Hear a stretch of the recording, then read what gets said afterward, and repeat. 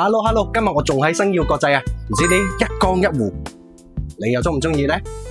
咁呢個8萬嘅裝修，你又中唔中意呢？而家我帶你去睇清楚。今日睇嘅呢套係185平5房雙套間啊，可以講得上係改善型嘅天花板啊！你睇全屋嘅公共空間都用咗大理石上牆，過8萬嘅裝修就係體現喺用材用料上。地磚啊，唔少地方都係用頂花工藝，呢種工藝手工費唔少噶。歌里一屋門呢度係有一間景觀房啊，大概7個平方左右。全屋南北通透，業主雖然已經住咗幾年啦，但係因為用材用料夠紮實啊，所以睇起身好新淨，保養得唔錯。廚房呢度夠光亮啊，又夠大，後邊仲有個晾曬區，夠私密性。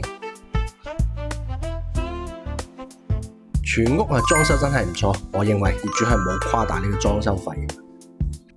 休息區一共4間房，每間房嘅空間都唔細啊，其中2間係望江景嘅，2間係望園林。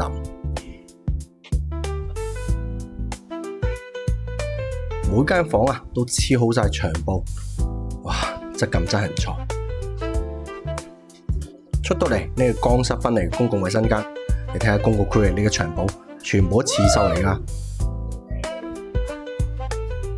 呢個望園林嘅一間房，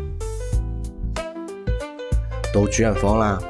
主人房帶有衣帽間、衛生間，仲有浴缸添。哇！主人房呢個景觀真係百看不厭啊！呢個空間唔使講啦，絕對夠用啦。仲有每間房嘅紋路都係唔一樣嘅。對面係一個次主和，都係帶衛生間嘅套房。仲有門都好靚啊，全部都係紅木實木做嘅。呢套185平5房雙套間帶8萬裝修嘅湖景豪宅，你哋覺得點呢？可以評論區話我知喎。